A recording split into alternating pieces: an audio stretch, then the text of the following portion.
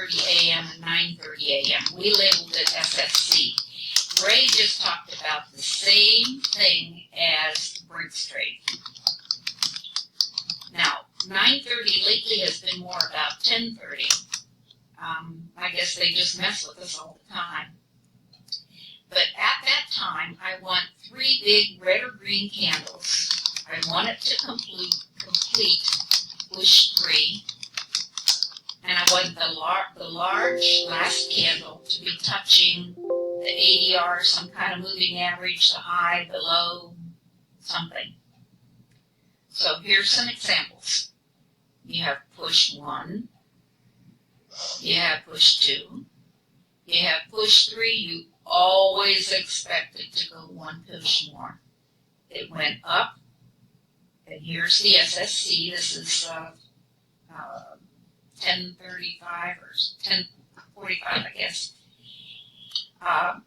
Spikes way up there, comes back, closes here. You're in right here. Back to the water was 96 pips. In this case, the market makers threw it 45 minutes later. You had push 1, push 2, push 3. Nice set of railroad tracks. You're in right here. Back to the water. You had push 1, push 2, push 3, double bottom. At the SSC, you take it back to the water. Here you have push 1, push 2. It came back below the water. This is a Kim trade. Comes back below the water, crosses again above the water. You take it right. You take it right here, back up for push 3, which happens at 10 o'clock. The spike up there, this is 1 green candle, 2 green candles. It was the 3rd green candle up there. Closes red, you're in right here, back to the water. It must complete the pattern. It must be push 3, and it must be at the right time of day. Here's push 1, push 2, push 3 at 10 o'clock, throws a spike. You take it right back to the water. Again, push 1, push 2, push 3. You can see this one's a couple of candles to the left. Take it back to the water.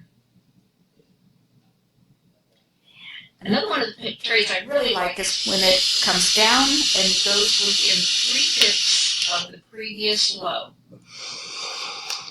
In this case, it looks like it's even closer than that, but sometimes I call it within the 3 pip trade. Here's another example.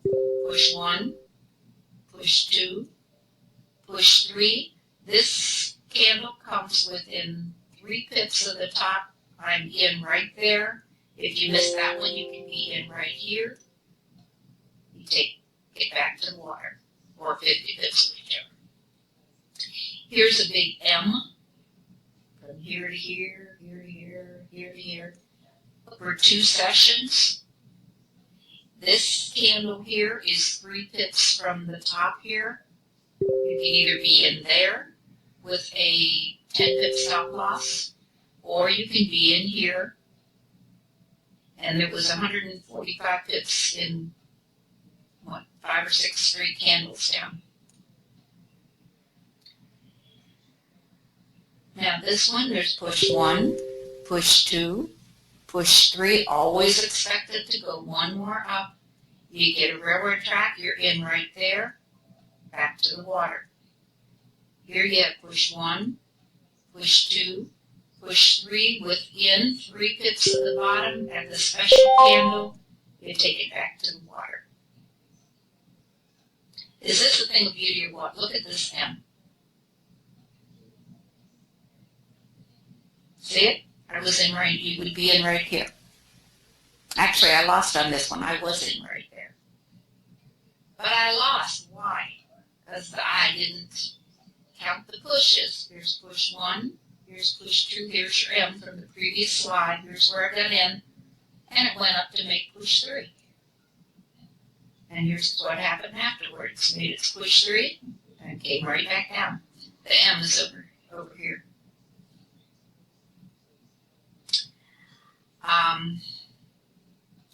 Same thing. Here's push 1, push 2, push 2 reverses back down. There's a Kim trade. Close below the water, close it back up above the water. You can get in then and take it back up to the top. This is within 3 pips of the top. Take it there back to the water. Always look for double railroad tracks at the 200. Kim's really good at this. I'm not so good at seeing these, but she always points them out to me. All right, here we have push 1, push 2, push 3. Is this an entry? Why or why not? The answer is no. Look how close the ADR, the day high, and the ADR are. Always expected to go one more. If this is in sight, you can bet it's going to go hit it. So don't be fooled by that. Always look above and see where it might go. And when the white bulb goes off, you're on your way to success. And then you start thinking about 5 lots of live trading coming soon. Here you have push 1, the SSC box. It's within 3 pips of the top. You take it back to the water for 51 pips. You have a Kim trade. It closes back above the water. You take it again for 50 pips. Push 3 goes up and hits whatever this is. I think it might have been the blueberry. Now in this case, it was not the right time of day, but I did take it anyway. It was 8:30, I believe, maybe 8:45. It was like an hour early. But I did take that one back to the water for 56 pips. So in 3 trades, that was a total of 157 pips. I always write on the chart what I want to happen. Here I have push 1, here's push 2, and so I'm expecting push 3 down here.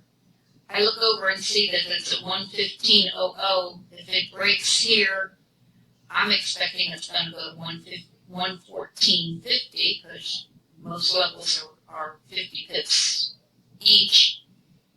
So I'm saying I want 3 big red candles to about M1 at about 114.50 for a reversal back to the water. And here's what happened. Came down, when it hit 115.50, my finger hit the button, and I took it back to the water for 59 pips. Here's push 1, push 2, push 3. If it doesn't come up here to push 3, you pass on it. Push 1, push 2, push 3 with lots of moving averages there. If it doesn't happen, pass. You draw what you think's going to happen. If it doesn't do it, you pass. Sometimes you're wrong. Here's another example of all those moving averages, and here's what I had thought was going to happen, and that didn't do it.